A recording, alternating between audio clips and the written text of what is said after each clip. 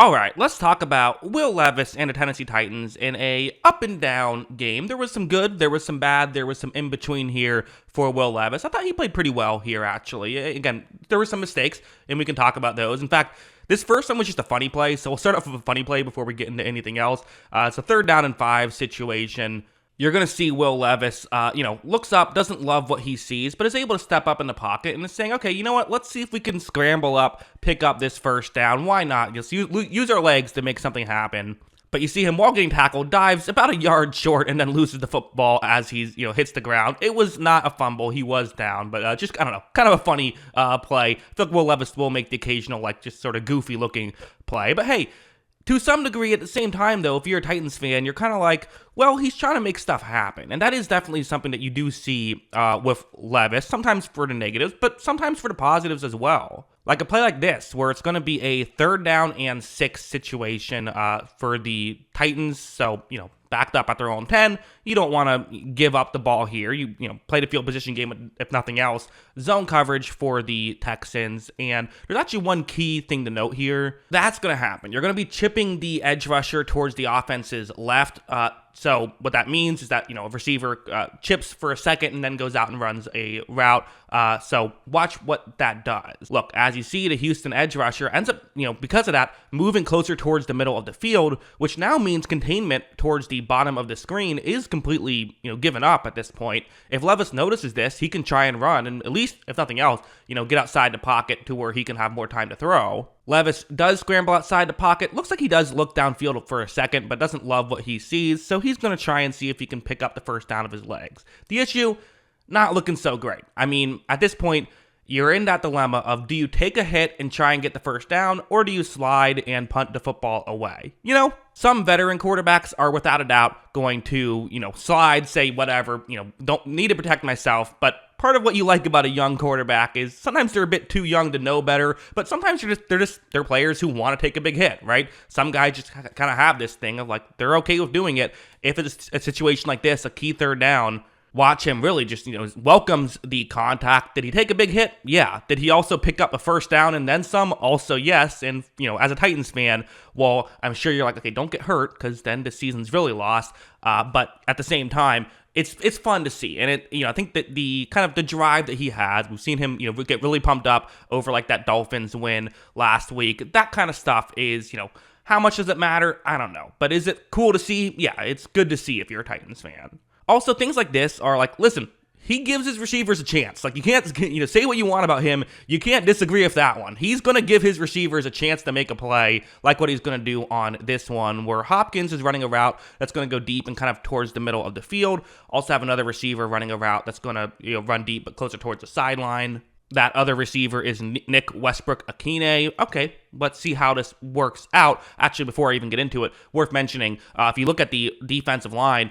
you might notice that one defender is pretty close to the offense. In fact, he's jumped off sides, so because of that, it's a free play. Watch as when Levis takes the snap, he is going to look down the field. He kind of backpedals a little bit, but then fires down the field. You see that Westbrook-Ikhine not really that open. It's a pure jump ball. But again, for Levis, it's a free play. So, I like this mindset. It feels like sometimes guys will just run the offense. But on 3rd down and 10, I guess if you had a free first down, it'd be worth taking that because, the 5 yards would still set up a 3rd down scenario. But if you don't have that, we'll just push the ball down the field, see what happens. Why not? As you see, it is, caught for a big gain. Good throw there by Levis. Good catch by Westbrook-Ikhine. Was reviewed, but still ruled a catch. So, good job by those two.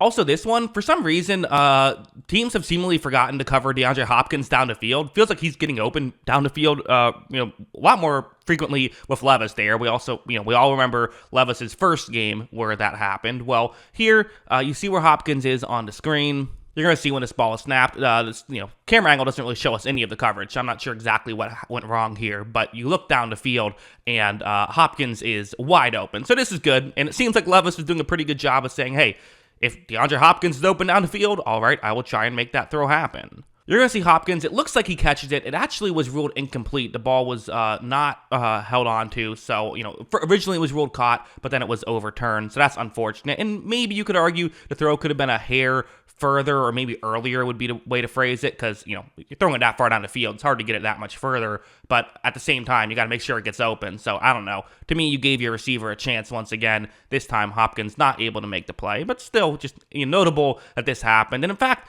there were a couple plays that I felt like, if just Hopkins holds on to the football, the Titans look a lot better. This one being the other key one. Really, these two plays were the ones you look at and say, yeah, that could have been nice.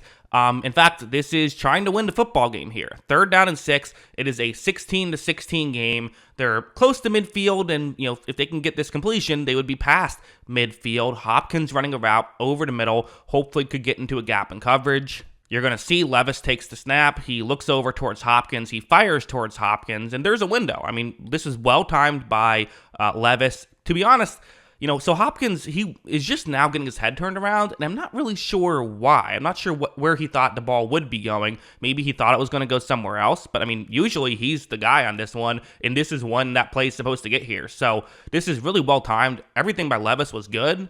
As you see, though, the ball kind of bats off of Hopkins and ends up being incomplete. So, not ideal on that play, certainly. So, one of those things where if you hit on that one, numbers look a little bit better, right? That always helps. But also, they probably win the football game in that scenario, right? I mean, they would have been on the outside of field goal range. They could have gotten, a little closer to field goal range, even if they didn't get a first down.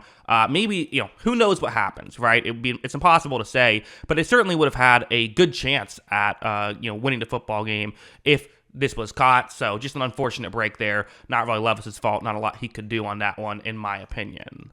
We can talk about the interception as well. It's more of it's a designed rollout really here for the Titans, getting Levis towards the top of the screen. That's the way this play is designed to work. You're going to see Levis does roll out. I mean, again, it's designed to get him moving across his body, so you do have to be a bit careful with this throw if you are going to make it. Levis is the kind of guy who he is willing to take a chance if he feels like he should, so that's what he's going to do on this play. And as you see, that's what happens. He, takes the chance. It does not work out. They aren't able to, gets intercepted, so not ideal. Again, that's kind of who Levis is, though, right? He's the kind of guy where he's going to try and make stuff happen. And it has its pros, it has its cons.